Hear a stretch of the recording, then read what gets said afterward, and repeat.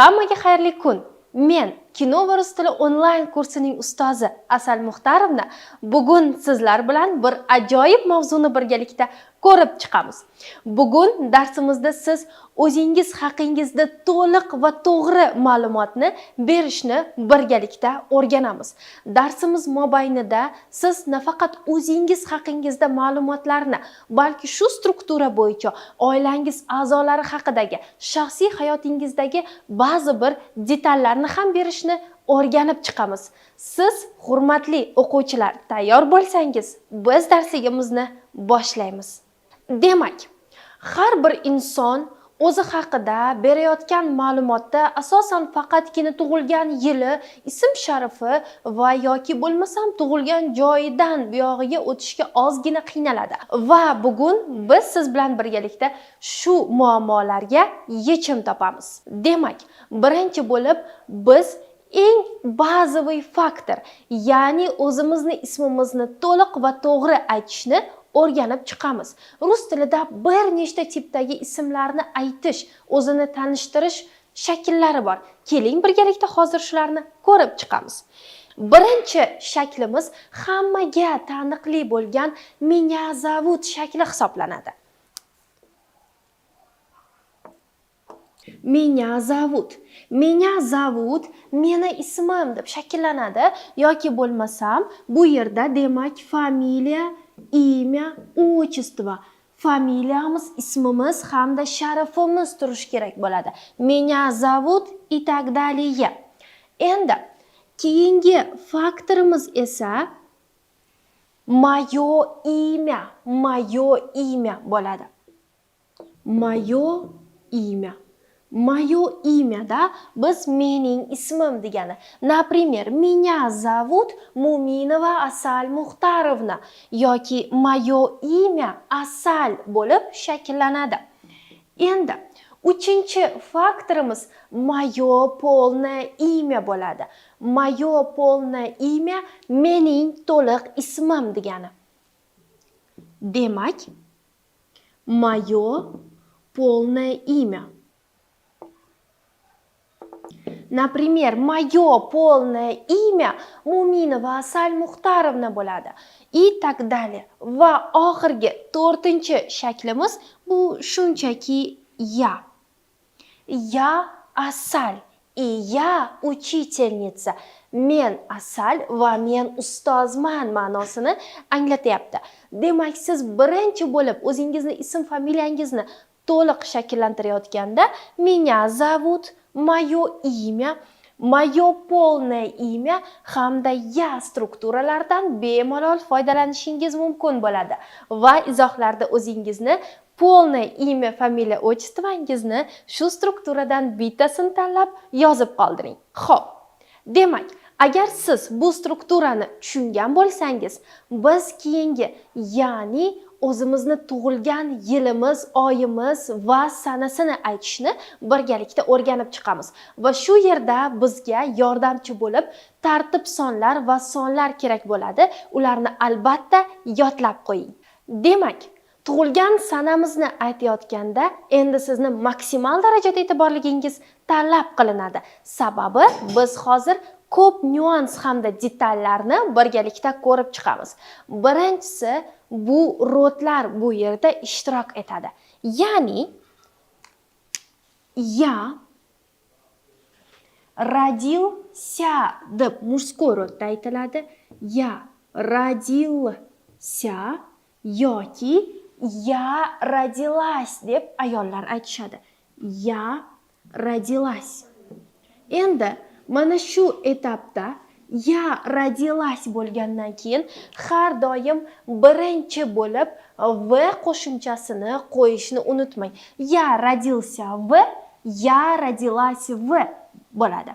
Ya родился, ya родилась v. Chunki mana bu v qo'shimchamiz oxiridagi da sanasiga qo'shimchani anglatadi.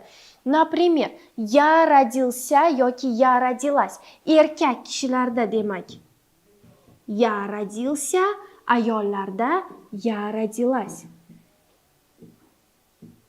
Endi keyingisi v qo'shimchasini qo'yamiz.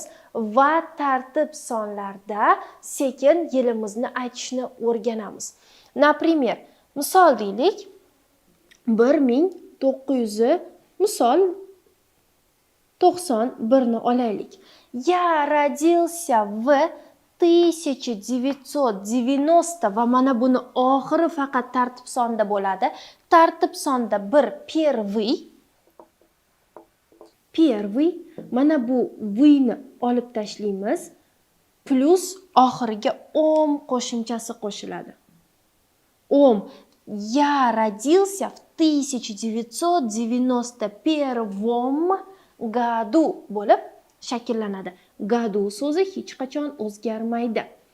Я родилась в 1991 году yoki bo'lmasam 92-yil deylik. Я родилась в 1992 году. Faqatgina oxiri 3 bilan tugaydigan sonlarda 3 ta bizda tretьем bo'lib shakllanadi. Tretьем. Endi keyingi etapimiz aynan sanalarni o'rganish bo'ladi. Endi sanalarda xuddi shunday. Birinchisi, misol 26-aprel sanasini olamiz. 26, 26, 6 so'zimizni olamiz. 6 oxiriga опять-таки mana bu qo'shimchaga ogo pozitsiyasini qo'yamiz. 26 bo'ladi. Yoki 25-aprel sanasini olaylik. 25 bo'lsa ogo va deb talaffuz qilinadi. 25 yoki bo'lmasam 3-sanada tug'ilgan bo'lsangiz 3 va i oy aytiladi. Oy talaffuz qilinadi. Oy talaffuzi faqatgina oxiriga bu yerda ham har doim plus ya qo'shimchasini qo'shib ketamiz. Plus ya. Aprelya. 26 aprelya. Yoki bo'lmasam 25 сентября. Или же 3 noyabr bo'lib oxiriga ya qo'shimchasi bizda qo'yiladi. Demak, to'liq bitta повтор qilib olamiz. Я родился в 1991 году 26 апреля. Bu men 1991 yil 26 aprelda tavallud topganman degan ma'noni anglatadi. Va endi keyingi etapimiz женский rodga ham bitta misol keltirib qo'yamiz.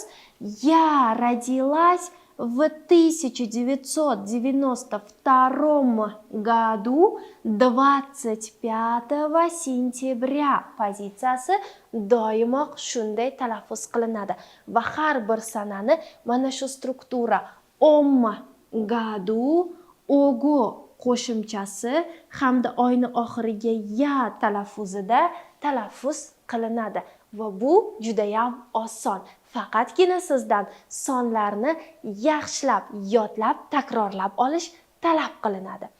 Endi keyingi pozitsiyamizda xuddi shunday, hurmatli o'quvchilar, shunchaki data rождения deb aytib ketsak ham bo'ladi. Data rождения. Data rождения degani tug'ilgan sana. Data rождения и просто datani yozib ketasiz, hamma o'rgangan tipda. Demak, hurmatli o'quvchilar, bugungi bepul darsligimizni birinchi qismi o'z nihoyasiga yetdi. Sizga darslik foydali bo'lgan bo'lsa, kommentariyalarda albatta siz o'z fikringizni yozib qoldiring va bugun o'tgan darsligimiz mavzusini doimiy ravishda takrorlab boring. Biz esa siz bilan endi shu darsligimizni ikkinchi qismida birgalikda ko'rishamiz. Всем пока-пока.